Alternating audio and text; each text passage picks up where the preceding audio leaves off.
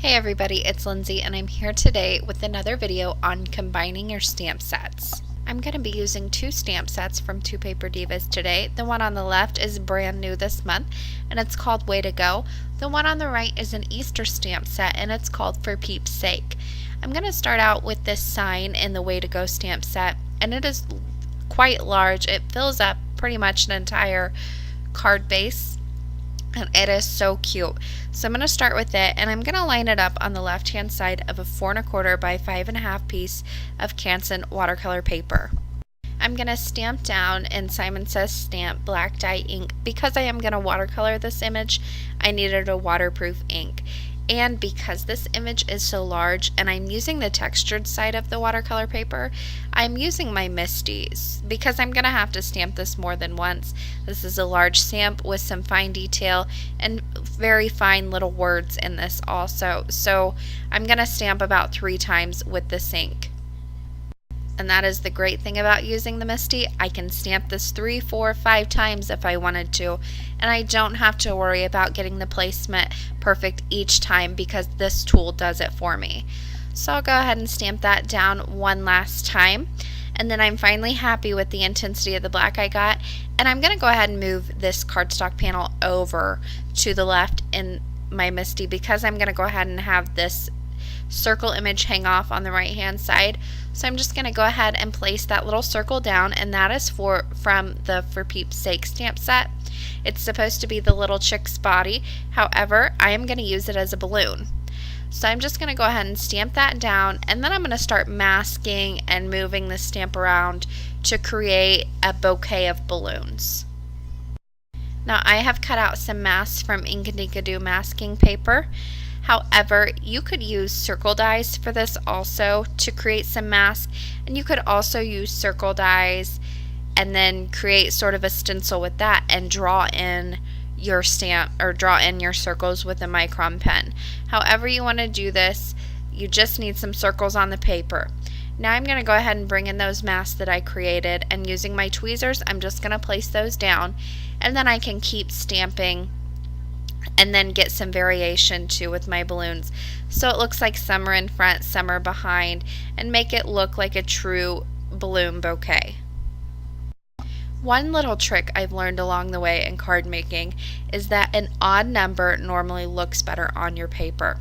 So what I ended up doing with this balloon bouquet is I ended up stamping 6 balloons. However, because there is one in the center, or it looks as if there is one because of the way these are stamped, I end up with an odd number of balloons. I end up with 7, and that just sort of rounds out better than if you stamp an even number. I don't know why, it just looks better to the eye. So once I was happy with my balloons, I went ahead and took the little grass stamp from the Way to Go stamp set, and I'm just going to stamp one on either side of the little sign there, and then using a micron pen I'm going to check the width just to make sure that it lines up with the width of my lines in my stamped images. I'm going to take that micron pen and just draw in some lines to the balloons and make them appear as if they are tied around that sign there at the bottom. So I drew in some little strings around the bottom of the sign there, and then I will just start connecting strings to the sign and those balloons. So there you can see I'm drawing them up. You don't want to make them straight lines, you do want to make them more curved, and then I'll just add a little bit of a bow on the right or left hand side.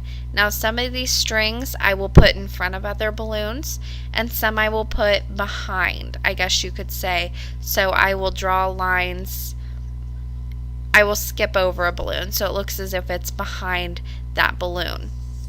And again, that is just to make this look more realistic. There you can see I went right in front of that balloon with the string. On other ones I'll go behind, like right there I'll go ahead and skip over, and that just makes it appear as if that string is behind the balloon. Just makes it a little bit more organic looking. So once I'm happy with all those little strings, I can go ahead and move on and I can start watercoloring. Now I went ahead and taped my panel down to a hardboard, as you can see here, and I've got all my distress inks lined up there on the top of the video so you can see exactly what colors I'm using. They are also all listed over on my blog in the supply list if you want to check out exact colors. And I'm just going to start painting, and it's nothing fancy here. Putting down some color, I'm adding a few little highlights, a few shadows, nothing major or really anything big here. Now on the balloons, I'm going to go ahead and do a rainbow of balloons here, and I tried to leave a little bit of highlight on each of the balloons. You can do that if you want. You can fill them all in, and you can come back in with a white gel pen. One thing to keep in mind though is don't do as I did in this video. Don't go right next to a wet balloon and start painting like I did. You're gonna get color bleed, and it's not fun to clean up. So just do as I say, not as I do. But there you can see, I'm gonna go ahead and just fill in those balloons with the rainbow colors, and then that finished it off. Now I did come back in with, I went ahead and dried these all because I did have so much bleed, and I'm coming in with some tumbled glass. I did use my distress marker because I don't have a pad of tumbled glass, but I'm just going to use this as a watercolor also to put in a little bit of blue for the sky. And again, I use micron pens, so these are all waterproof, so you can go right over them with your water also. Now I wanted to do something different with the layout of this card. I'm not sure if I love it, but I wanted to try something different. So this is the way I went. I went ahead and trimmed down my watercolor panel, and then I'm going to go ahead and overlay that on top of a 4 1/4 by 5 1/2 piece of vellum. And that's just going to have the vellum peeking out on the bottom hand side. I also took a stitched border die from the Lawn Fawn Stitched Borders collection. These don't do any cutting, they just put in a faux stitching. So I'm just going to line that up first on the left hand side of that panel all the way down to the vellum, and I'll just run that through my die cut machine. Then I can line it up on the right hand side and run that through as well. And I will have faux stitching on both sides of my panel, and that just helps it look a little bit more cohesive. So once I was done with that, I'm going to go ahead and take this green, it's from a Die Cuts with a View paper pack. It's like a muted sparkle glitter paper. I don't know, they're very pretty. None of the glitter rubs off, but I need something underneath that vellum on the inside of the card. So this is what I'm going to use, and I'm just using a wavy die border from MFT, and I'm just going to give that a little bit of something extra on the inside of the card, so it's not just straight across. So I'll go ahead and place that on the inside bottom portion of the card, and then that is ready to go, and that will peek through.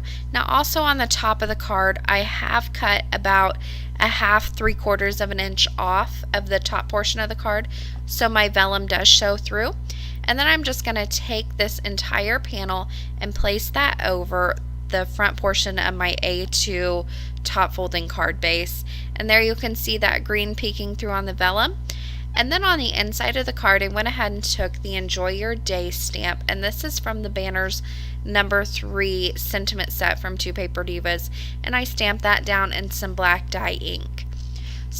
And that finished the card off for today. I hope you guys enjoyed this video, and I hope I have given you some ideas on how you can combine some of your stamp sets. As always, I will leave you guys with this close-up and just a few pictures.